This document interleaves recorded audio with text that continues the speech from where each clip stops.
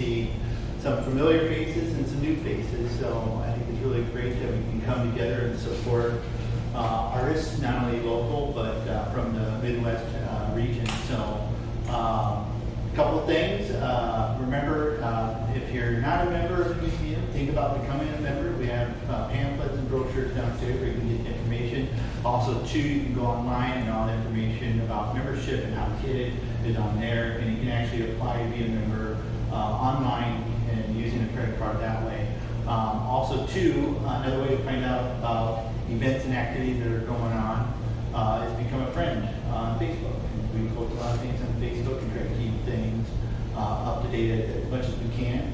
We are short-staffed. I don't know if you have noticed or haven't noticed, I'm really the only one here today. I usually have a couple other people with me, so I'm kind of running around with my head kind of cut off. But it's all good, and I love every moment of it. So if you're not a friend to us with us on Facebook, please do so. We record all of our artist talks, and we have a YouTube channel, so you can always go back and view artist talks in the past on our YouTube channel. So and there's a lot of other resources there as well.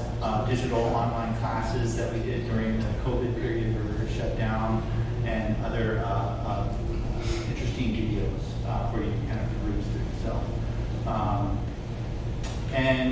make sure too, when you're done with the talk here, we've got plenty of food downstairs. Load up. Otherwise, I have to take it home with me and give it to my children. So eat up as much as you can and really enjoy yourself. So again, thank you for coming. We're here to listen to Byron Anway to kind of give us an insight on his creative energy and spirit here with his paintings. It's been an amazing exhibit to have here at the Blanden. We've had a lot of great people comment on the exhibit, not only about the color, but also the artistry that is there. So, and I'll let Byron kind of give you his bio and background, but I will say that we both are alumni from the University of Nebraska, so which is fantastic, great school. So with that, I turn it over to Byron. So thank you, Byron.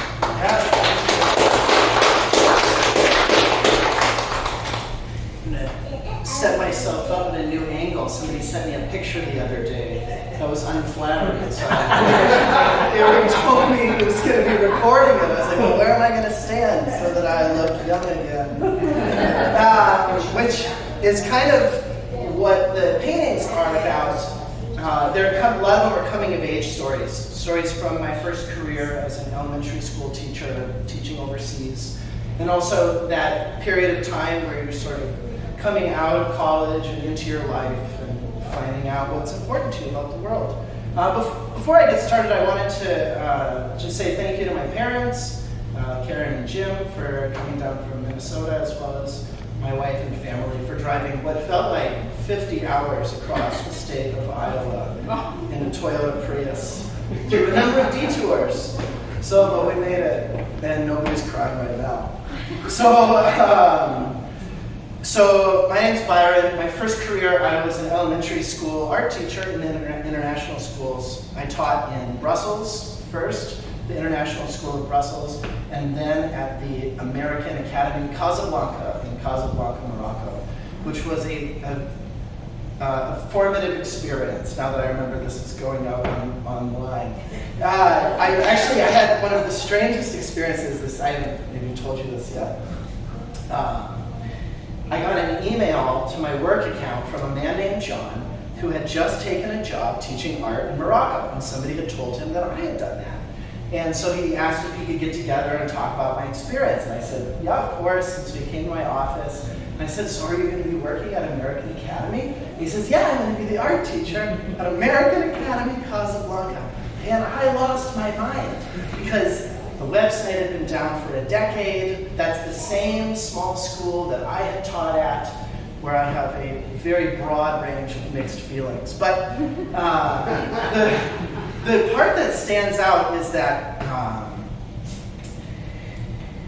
just the smell. Like, it smelled like fruit and like animals and like people and like the ocean and spices. textiles. The Morocco, if you're not super familiar, is it looks a lot like California.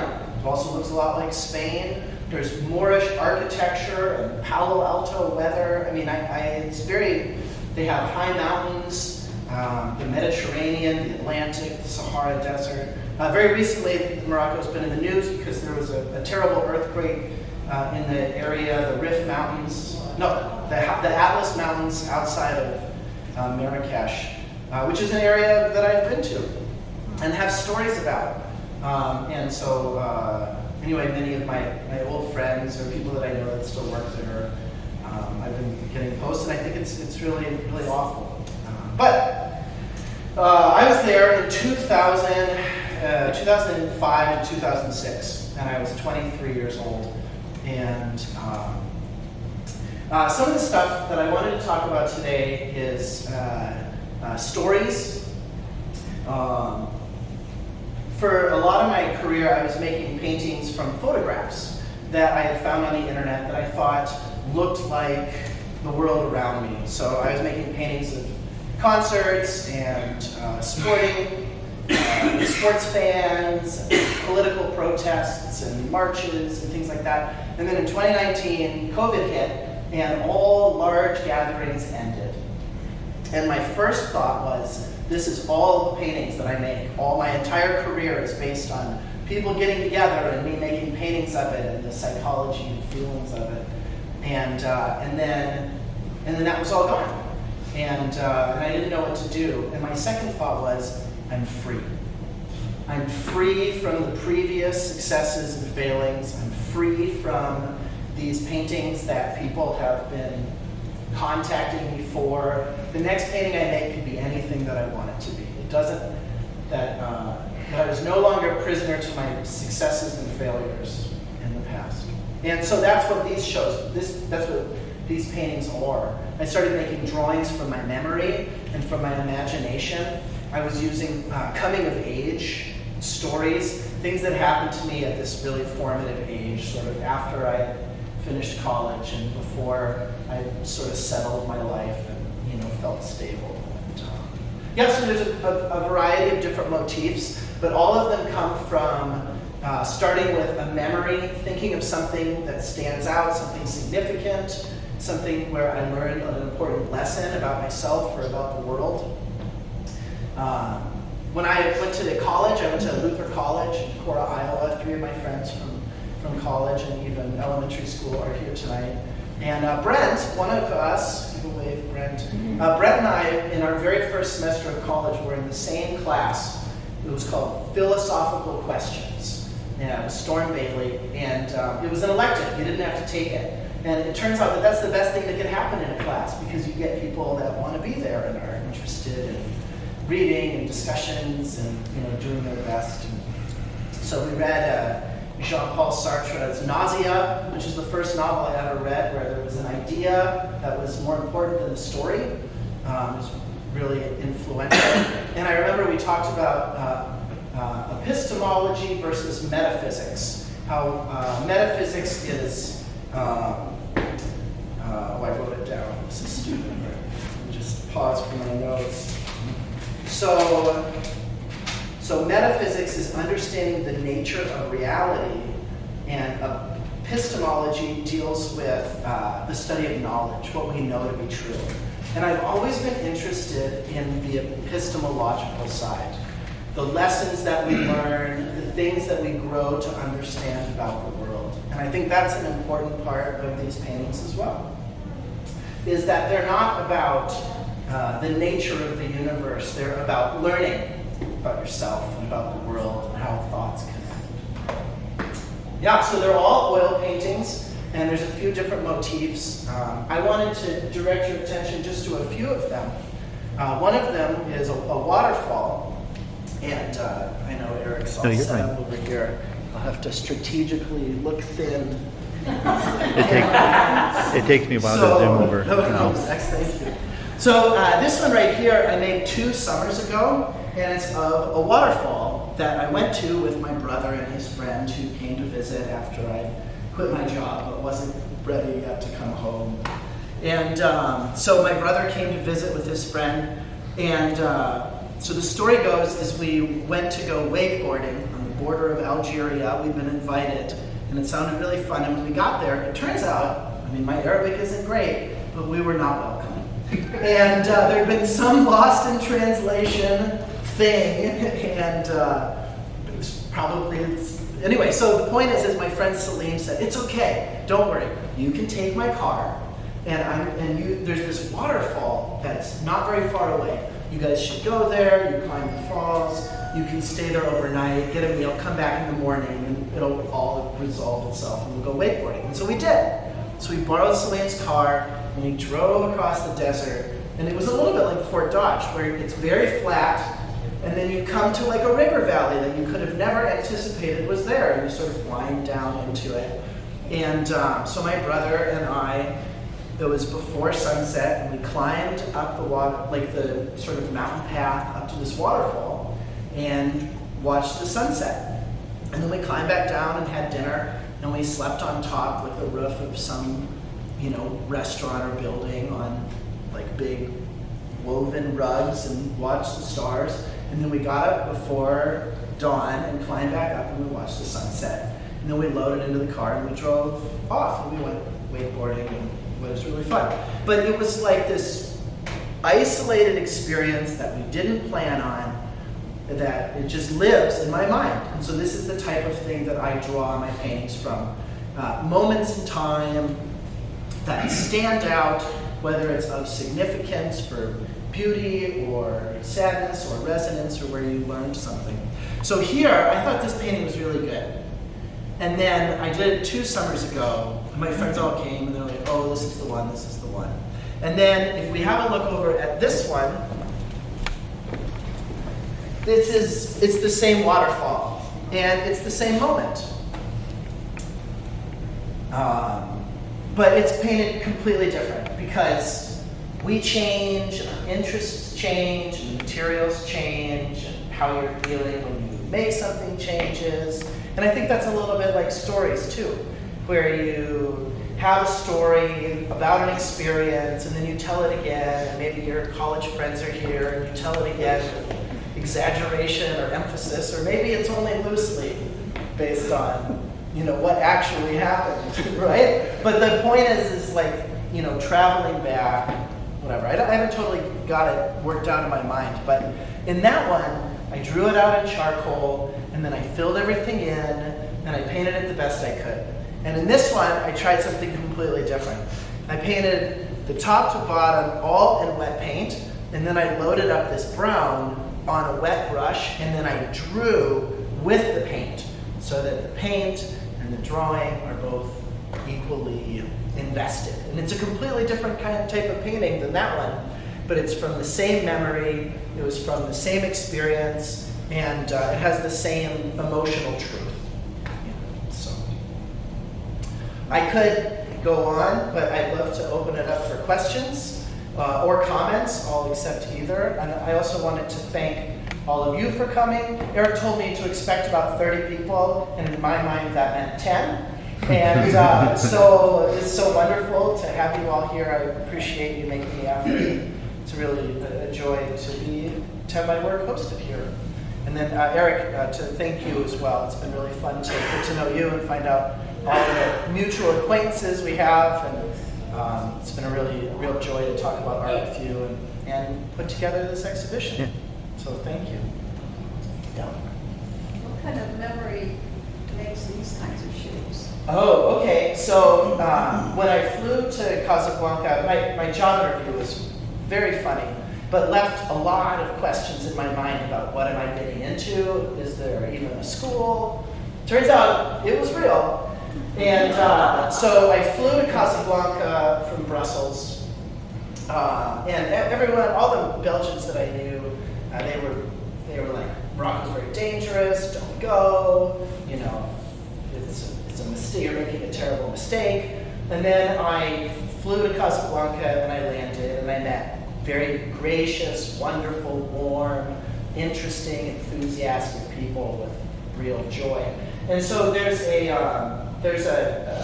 traditional outfit called a jalaba, And it's from the Berber, which are the sort of indigenous peoples of North Africa, which has had many groups of people throughout history. But it's a Berber garment which was adopted by Moroccan culture. For a long time it was sort of a signifier of coming of age.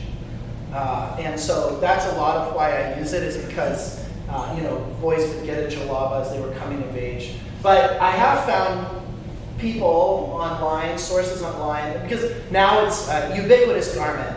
Men and women of all ages, all social classes. Some of them are highly decorative and very expensive and adorned and ornate, and some of them are simple. But they're all, it's like a longer shirt, long sleeves, and it has a hood that points. And so when I landed in Casablanca, there were people wearing pointy hoods, holding hands, with men kissing each other, and I thought, where am I? It's the first standout where I didn't understand what was going on, and I wanted to know where I was. And so that's what this form is. It's the jalaba. It's this traditional clothing. My friend Salim and I, we bought matching hooded linen shirts with these little pointy hoods, and we went to the seaside town of Essaouira, and we sat drinking coffee, listening to the call to prayer, and watching the sunset by the ocean. And it's just this moment. And so I've painted it many, many, many times. I use the form over and over, but each one of them is intended to have its own sort of emotional tone. It also is a little bit referential to the painter Philip Guston, but it wasn't. It was just something that is unavoidable. It wasn't something that I thought of. Thank you for the question. Matt, did you have one? Tell me a little bit about that. Oh, yeah. Well, this is that same form. One of the things that I've been playing with in some of my paintings, although not. Well, okay. So you can see it quite a few places. Is this transparency?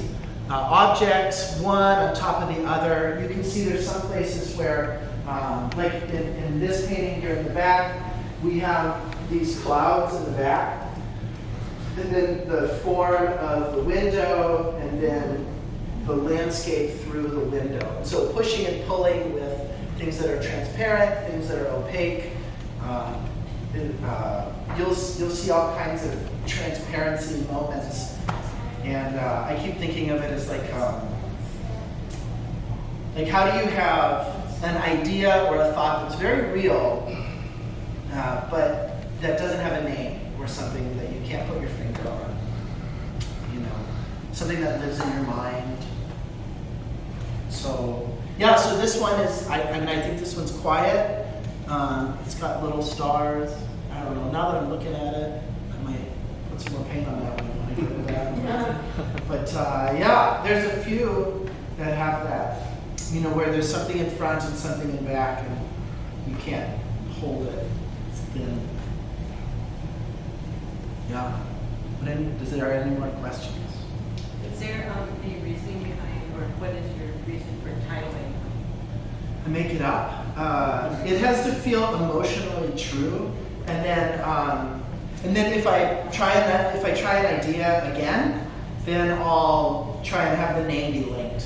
So the first one will be just like literal, whatever it is, and then like waterfall. And then as it goes, as I get further and further from the first one I make, I try and have the title be related to how it feels like to be authentic emotionally. So this one's a Lost Falls. Something. Oh, I was going to share this. So my friend Salim, who lives in Casablanca, he's the one that loaned us the car. And I sent him these pictures of the waterfall. And he said, do you want me to send you photographs of the real one? And I said, no.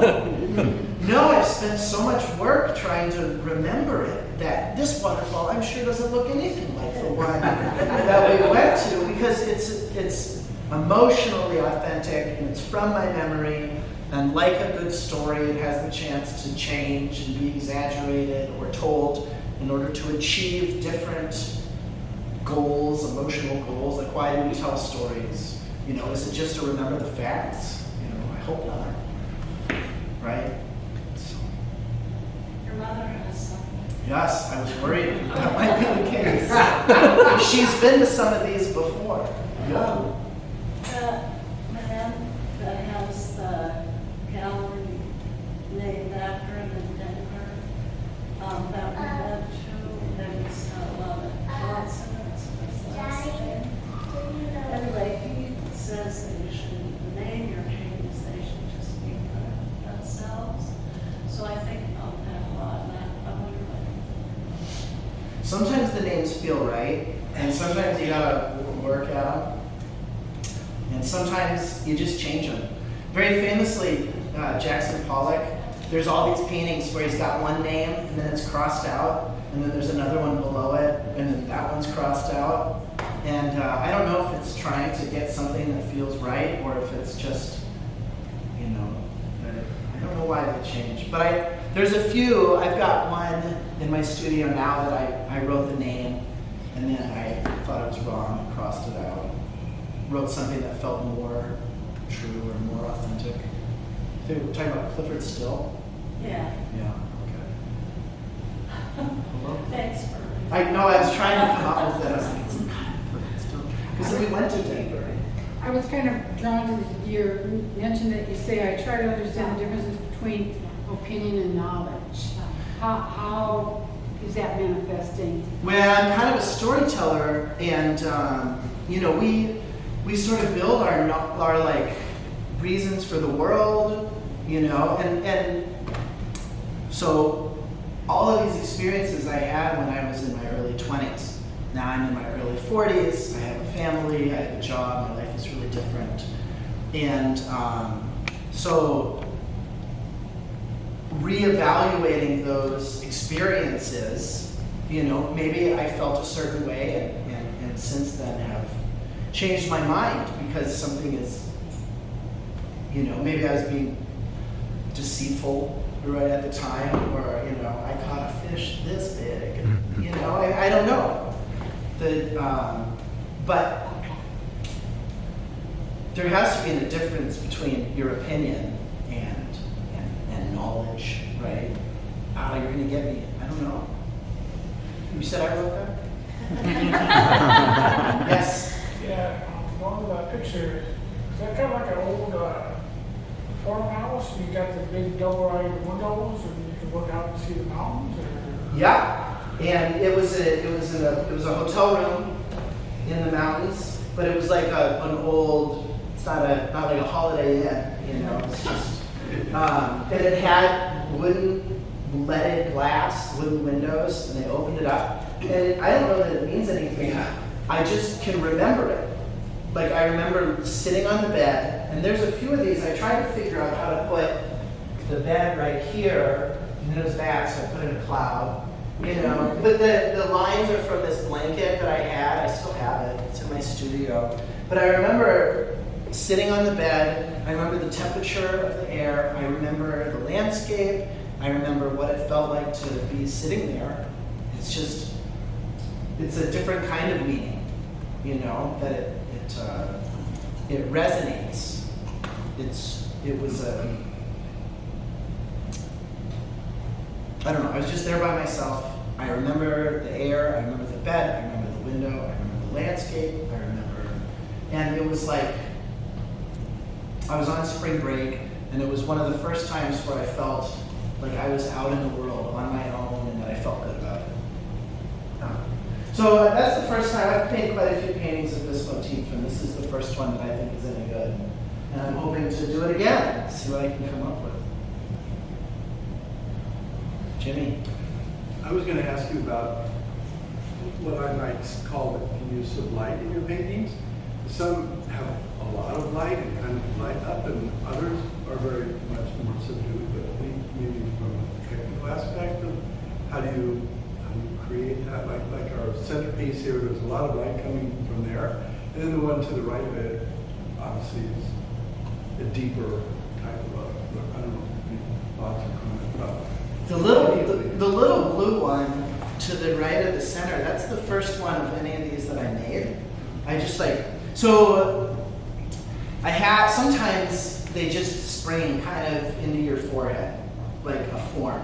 And that's what this one was. It was, I could remember going to the beach with my friend. We were on a trip, and I remember temperature of the air, I remember drinking coffee, and it just being really wonderful. It just felt really good. And listening to the call to prayer as the sun went down. And so a lot of this stuff is when the light changes. And then some of it also is, where daylight is gone and things sort of feel like they have their own light. Some of them I just couldn't figure out. Like the one, that like little cave one. I never really knew what was going to happen. And so I would just paint over the top, and then I would wipe away all of the highlights, and then paint the whole thing again, and then wipe away the highlights, just trying to get it to build. And so the reason it's called a cave is because it feels like those, going on a little tour of the cave, and they tell you that some of them are stalactites and some of them are stalagmites, depending on if they're dripping down or collecting up. And so, I don't know, it just feels like it has the light of, it's not being illuminated by the sun. It's like internal. Yeah, I think the light's important, but I don't think I've solved it. Some of them are literal, like the little red landscape. That one is just climbing the rocks up to the waterfall while the sun's going down. Yes, hello. This one over here. Yeah. Very different from everything else. Yeah, it's more recent. It's a labyrinth. So one of the things I did in college is I went on an art history trip to Europe, and it was about 3 weeks, and it was really great. I went with Richard Merritt, I went to college. We went to Italy and France, and we went to the Chartres Cathedral in France. And when we went in, there was this maze on the floor, and I said, oh my gosh, that's so great, a maze. He said, well, it's not a maze, it's a labyrinth. And it only has one path, and you walk it, and you follow the path. It's in the tiles on the floor, and it's a meditative device for contemplation. And they light little candles that sit around the outside. And so, so a labyrinth it's not a maze, you're not lost. In fact, you go on the journey to learn something. And you only show part of it. Well, that's a compositional decision. I'm just trying to figure out how to make a good painting. Because if you make the whole thing, then it's kind of flat, and then people can see everything. Maybe I'll make a whole one later, but That's what I was I like that just there's a little segment because some of it's hidden, right? It's a tool for contemplation. I mean, we make the paintings. It's fun for them to become their own thing. I don't want to. I certainly don't have the only ideas about what these things are. You want to talk about the kind of light blue ones? I think those are the only ones we really haven't had any questions about. Yeah, absolutely. I teach at the University of Nebraska-Lincoln, and Keith Jacobshagen, who is a landscape painter, he turned 82 recently. He taught there for a long time, and I went there for graduate school the year that he retired, and I missed him. And then, but he came to one of our critiques, and I said, I'd really love to get together sometime and talk about sketchbooks. And he said, well, yeah, that'll be fine. And we went to the coffee shop, and, a couple of weeks later, and I sat down, and I put my sketchbook on the table and slid it across the table, and he put his down on the table and slid it across the table. He flipped and started leafing through it really fast or whatever, and then he said, okay, I'll work with you. It's fine. And he just retired, but so he would come to my studio once a semester and look at my paintings. And then for my thesis show, he came and looked at the show installed. And then he came to my thesis defense to be supportive. And he came to the opening, and he bought 2 paintings. And he's really amazing. And his work is collected in museums, definitely around the Midwest, but around the country and around the world. He's got an amazing career. And he paints landscapes with a low horizon and these panoramic sky scenes. And he paints them about, he's a pilot, and his father was a pilot. He used to go up in the plane with his father. And so for years I wouldn't paint a cloud, because Keith had taught there, and then right after that, recently Aaron Holtz has been painting clouds, and I was like, well, if Aaron's painting clouds and Keith is painting clouds, I can't paint clouds.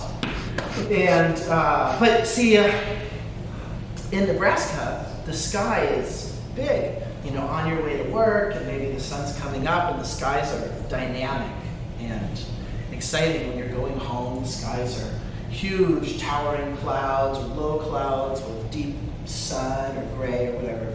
And so I started thinking about clouds and how they shift and how they're transparent as similar to the labyrinth, or similar to painting the same waterfall, or the repeating jalaba form of like the cloud as something, it's specific, but it changes. It has weight, but you can't hold it. And I told Courtney, my wife, this when we were in the car. I was like, it's like an idea that's just hanging there that you don't understand yet.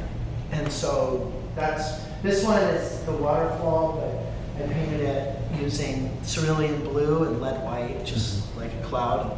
And this one I was thinking about trying to turn one of my drawings of crowds with people into something that was lighter and felt more like an idea. Yeah, and I like them, and I'd like to make another one, and I have no idea how or what, but I'll try again. Yeah, it's good, but I don't understand it totally.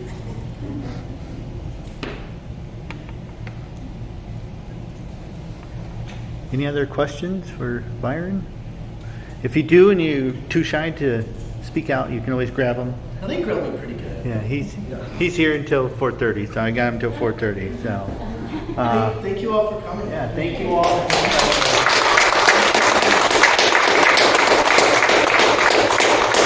And please remember, I'm sure we got plenty of food to eat out there. And thank you again for coming to the Blanden. If it's your first time here, hopefully we'll see you again. And we have exhibits going on throughout the whole year, so check us out on Facebook.